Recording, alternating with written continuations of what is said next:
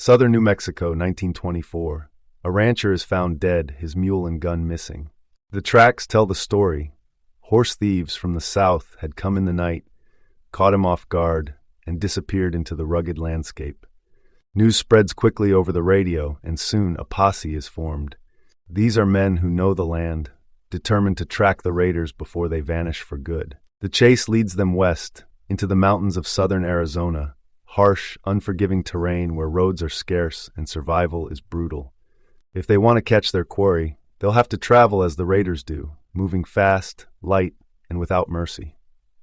The Silver City Enterprise, a local newspaper, captures the growing frustration of the people in its pages. A season has not passed when some citizens of Grant County have not lost their lives to this band of cutthroats. As the posse closes in, the trail reveals signs of movement, still warm campfires, abandoned supplies left behind to lighten the load.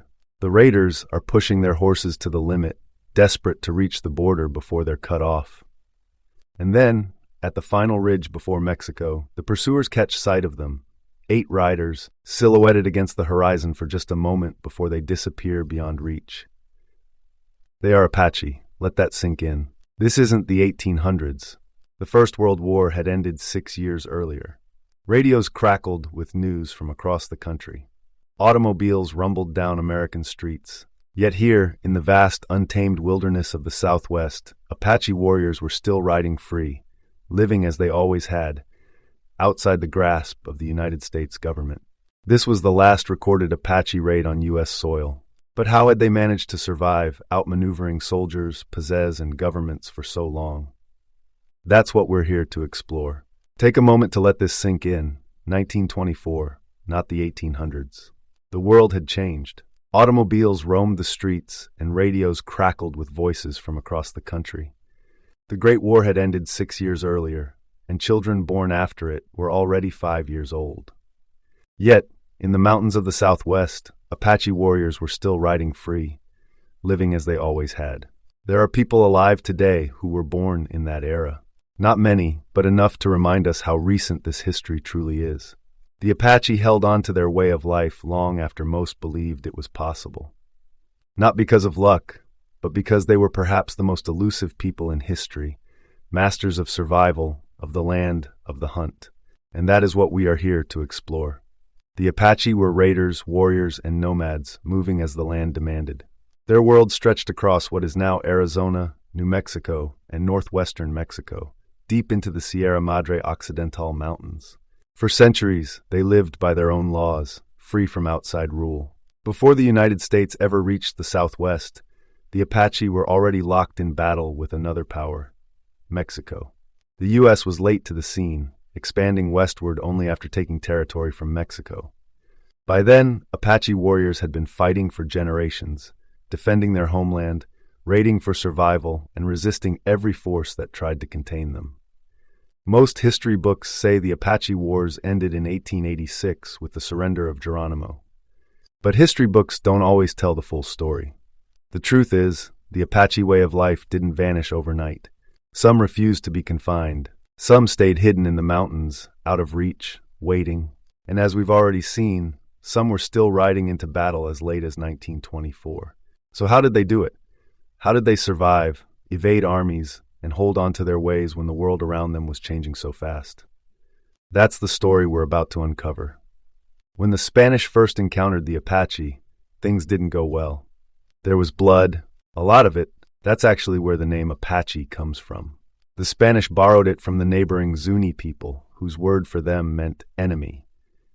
And for centuries, that name would define the relationship between the Apache and the outside world.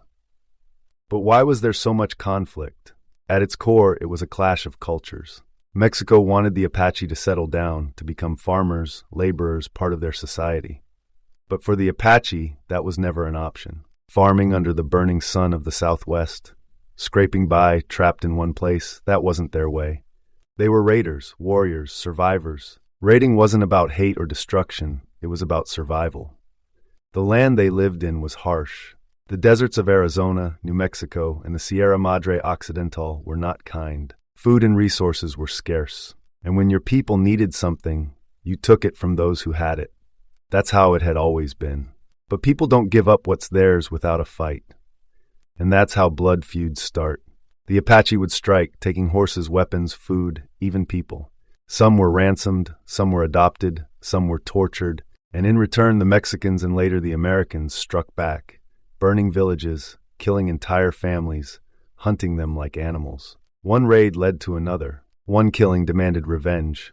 This wasn't just war, it was a cycle of violence that fed itself, generation after generation. And it didn't end in the 1800s, not in the 1880s. In many ways, it lasted much longer. But here's what most don't realize. This way of life, forged in fire and hardship, created a people unmatched in resilience, endurance, and survival. The Apache didn't just fight battles, they fought time itself. And they held out longer than anyone ever expected.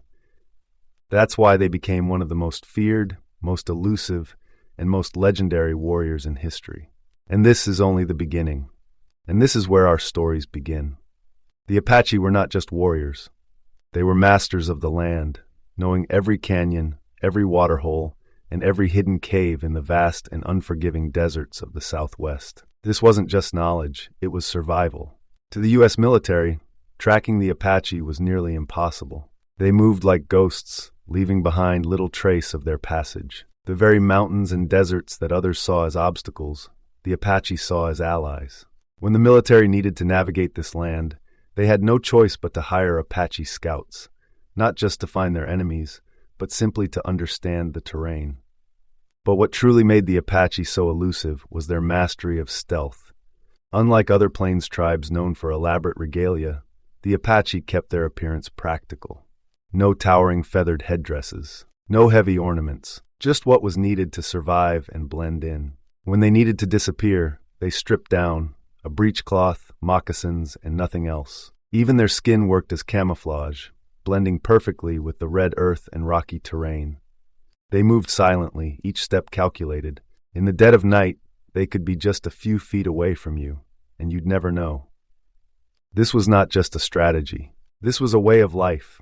And for anyone who tried to hunt them, one thing became clear. You couldn't catch what you couldn't see. In 1868, John Cremony published Life Among the Apaches. He never truly lived with them, but he spent years among them, learning their ways, even speaking their language, a rare thing for a white man of his time. His accounts offer a glimpse into the incredible skills that made the Apache nearly impossible to track. One story stands out. Cremony was traveling across a vast prairie, dotted with only a few small bushes, when an Apache warrior named Quick Killer offered to demonstrate just how easily his people could disappear.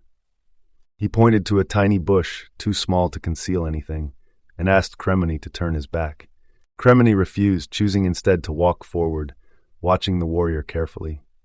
10 steps later, Quick Killer called out, "Find me." Cremony turned back. The bush was still there, the prairie was smooth, empty, the warrior had vanished.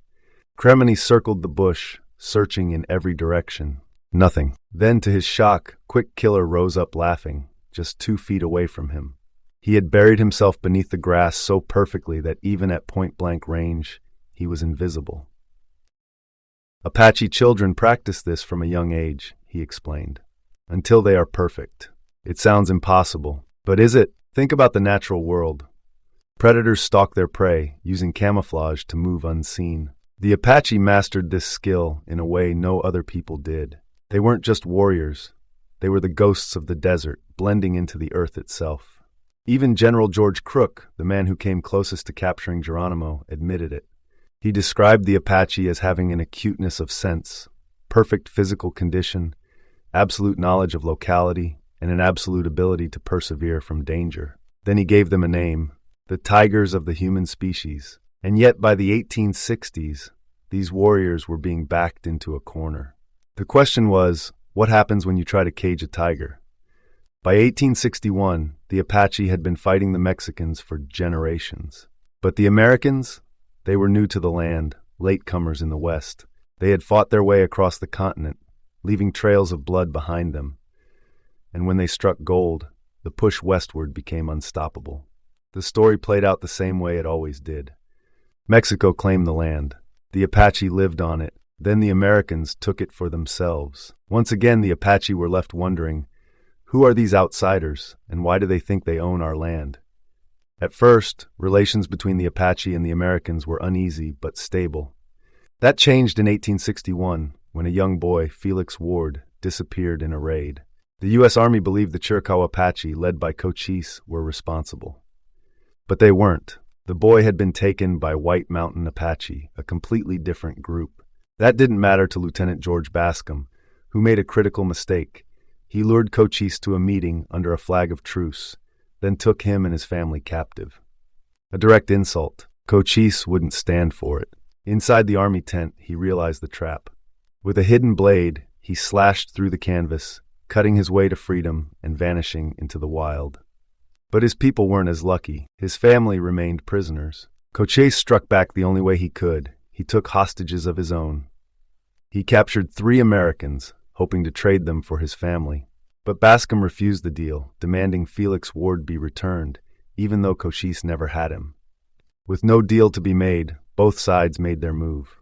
Cochise executed his prisoners, leaving their bodies for Bascom to find. In retaliation, Bascom hanged Cochise's captured family members. This event became known as the Bascom Affair, and it changed everything. The uneasy peace between the Apache and the Americans was over. The next chapter, decades of war. The Civil War was raging in the East, and the U.S. Army had bigger problems than chasing warriors through the desert. That worked in favor of Cochise and his people. With the American military distracted, he kept raiding, moving, and surviving, untouched, until 1872. During those years, he and his warriors made their stand in the Dragoon Mountains, a landscape of towering rock formations, hidden trails, and natural strongholds. To outsiders, it was harsh and unforgiving. To the Apache, it was home. They knew how to vanish into the terrain, striking and disappearing before their enemies could react. They avoided open battles, choosing instead to move in the shadows, striking only when it mattered. The difference between Apache and American soldiers was clear. John Cremeny, who spent time with the Apache, put it best: "The Americans are brave, but they lack astuteness. They build great fires, throwing out so much heat that they cannot approach them, and when they hear a gun fired, they rush toward the sound. But it is not so with us. We build small fires in secluded nooks, hidden from sight. We gather close for warmth, and when we hear a gun, we do not run toward it. We move away, watching, waiting." The Apache weren't reckless, they were strategic. And they could stay in these mountains forever because they knew how to survive. They hunted, they tracked, they foraged. They knew every edible plant, every water source, every place to find shelter. Historian Paul Hutton in Apache Wars described their homeland. It was a land where every plant bore a barb, every insect a stinger, every bird a talon, every reptile a fang, an inhospitable, deadly environment known to the outside world as Apacharia. But for the Apache, it was the safest place in the world. And as long as they stayed in the mountains, they were untouchable. But survival had a price. The Apache still needed supplies, horses, weapons, ammunition, and to get them they raided, and that was why the U.S. military would never stop hunting them. The Apache Wars ended in 1886, but for the Chiricahua, surrender was not just the end of a battle, it was the end of a way of life. If you've ever heard the name Geronimo, you probably think of the word people yell when they jump from a high place. But the real Geronimo was a warrior, a medicine man, and a ghost on the battlefield, so feared that both his own people and his enemies believed he had supernatural power. His story begins in blood. As a young man, Geronimo's wife and children were brutally murdered by Mexican soldiers. When he found their bodies, he heard the voice of Usan, the Apache god, telling him, "You will never die in battle. No bullet will ever take your life. I will guide your arrows." His people whispered that he could see events from miles away, that once he even held back the sun. Real or not, one thing was certain: Geronimo had reason to fight, and he had even more reason to never trust an outsider. Like many Chiricahua, he eventually surrendered to life on the reservation, but it wasn't what they were promised. They were supposed to have land in their own territory, but instead the U.S. government forced them on the desolate San Carlos reservation. It was a prison. The land was dry, the soil was worthless, disease ran rampant, and those who stayed often turned to alcohol. Geronimo wanted nothing to do with it. So he ran. Not once, not twice, 3 times. In 1878, 1881, and 1885, he broke free, leading warriors and their families away from San Carlos, fleeing into the mountains of Arizona, New Mexico, and deep into the Sierra Madre Occidental in Mexico. But freedom came at a cost. To survive, they raided. Apache warriors struck settlements, stealing food, weapons, and horses. They left blood and fire in their wake. The Mexican and American governments could not ignore them, and so began one of the most legendary manhunts in history. Geronimo and just over 130 Apache warriors, women, and children were hunted by a quarter of the U.S. Army, 5,000 soldiers, plus 3,000 Mexican troops, and over 100 hired Apache scouts. Apache hunting Apache. For over a year and a half, they pursued him relentlessly. But catching an Apache war party in their own land? Almost impossible. Geronimo's warriors could ride 70 miles a day, pushing their horses to exhaustion, killing them for food, stealing new ones, and doing it all over again. They vanished into the mountains, striking when least expected, leaving behind nothing but dust and death. The war was officially over in 1886. But Geronimo? He was never truly captured. He chose to surrender, because even the strongest warriors know, sometimes, survival is the greatest victory of all. By January 1886, the U.S. Army was closing in. After more than a year of relentless pursuit, Captain Emmett Crawford and his men had finally tracked down Geronimo's camp, capturing his supplies and horses. With nowhere left to run, it seemed like the great Apache warrior was finally ready to surrender. But fate had other plans. At the last moment, Mexican soldiers also hunting Geronimo stumbled upon the Apache scouts who were working for the Americans. Whether by mistake or simply wanting to claim the bounty on Apache warriors, the Mexicans attacked. Gunfire erupted. Chaos took over. Captain Crawford was killed in the crossfire. And just like that, in the confusion of battle, Geronimo vanished into the wild once again.